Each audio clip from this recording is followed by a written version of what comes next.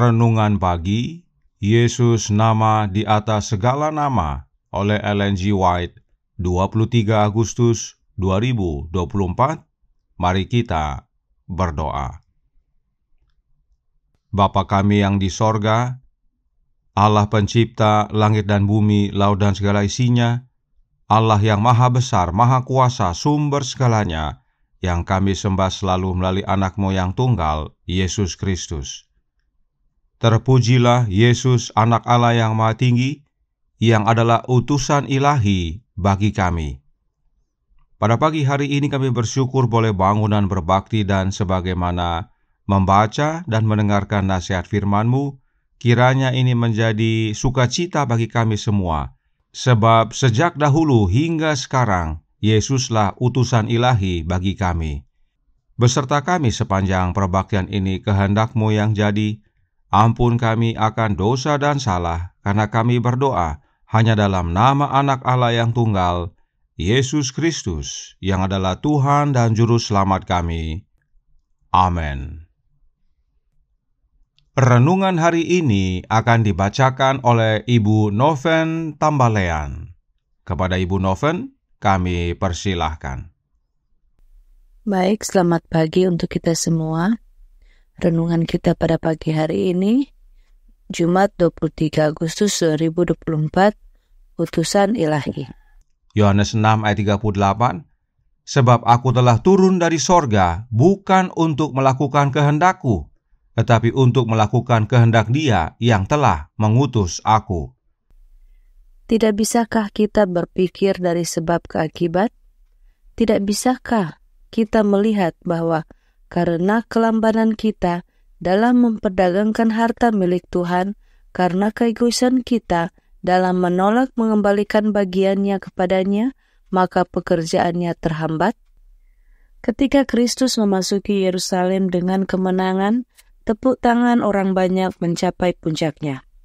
Hosana menjadi buah bibir masyarakat, namun Juru Selamat tidak merasakan sukacita.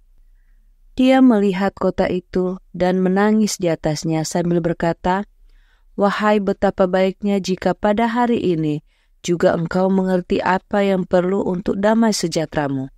Tetapi sekarang hal itu tersembunyi bagi matamu." Dia melihat ribuan orang akan segera terlibat dalam kehancuran yang mengerikan dari kota yang hancur itu. Betapa dalam emosinya ketika dia memikirkan bangsa yang telah membelenggu bangsanya sendiri, memeteraikan kehancurannya sendiri, dan mengumpulkan awan murka Yehova di sekelilingnya. "Kamu telah dengan tegas menolak semua permohonanku," dia berkata, "berkali-kali aku telah mencegah pengadilan. Dalam kasih aku telah menunggu penyesalan dan pertobatanmu. Aku telah menanggung bersamamu seperti seorang laki-laki melahirkan anak laki-lakinya sendiri yang mengabdi padanya, tetapi kamu tidak mau datang kepadaku untuk memperoleh kehidupan." Namun air mata penderitaan Kristus tidak hanya ditumpahkan bagi Yerusalem. Dia menangis ketika memikirkan hukuman yang mengerikan yang akan menimpa dunia yang tidak bertobat. Dia masih bekerja dalam kesabaran dan kasih demi keselamatan orang-orang berdosa. Bukankah utusan ilahi sedang mengetuk pintu hati untuk masuk? Bukankah Roh berjuang bersama orang-orang berdosa? Bukankah Kristus mengundang jiwa-jiwa yang sakit dosa untuk duduk di kakinya dan belajar darinya, untuk memikul kuk penyerahan dan penurutan? Bukankah Dia telah melintasi seluruh penjuru bumi dan menebarkan berkat di jalannya? Tidak ada yang melelahkan kesabarannya. Tidak ada yang menekan kasih-Nya. Dengarkan suaranya berbicara kepada mereka yang lemah, letih, dan tak berdaya. "Marilah kepadaku semua yang letih lesu dan berbeban berat. Aku akan memberi kelegaan kepadamu. Pikulah kuk yang kupasang dan belajarlah padaku, karena aku lemah lembut dan rendah hati, dan jiwamu akan mendapat ketenangan, tidakkah Anda akan membiarkan kasih karunia melembutkan hati yang membatu? Dikutip dari The Review and Herald 3 Desember 1901.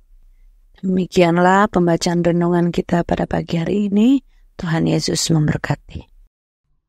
Terima kasih atas penata layanan Ibu Noven. Tuhan Yesus memberkati. Selamat pagi saudaraku dalam Tuhan. Dengan jelas dinyatakan bahwa Yesus adalah utusan ilahi. Apakah Yesus disebut utusan ilahi hanya di Perjanjian Baru? Oh tidak.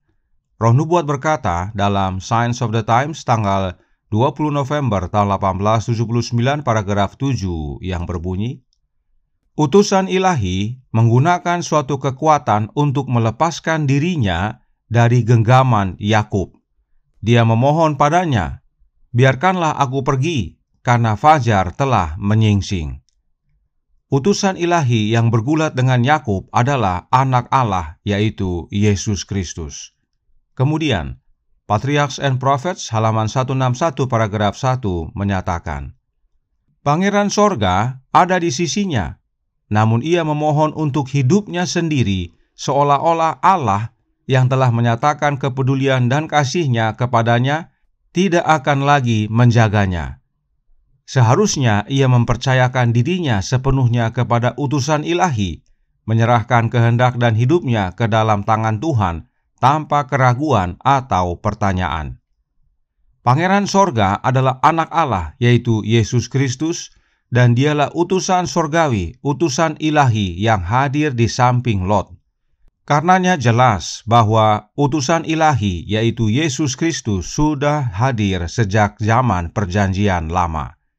Dan bahkan sewaktu hidup di dunia ini, Yesus berulang-ulang menyatakan dirinya sebagai utusan, dan karenanya menurut apa yang diperintahkan kepadanya.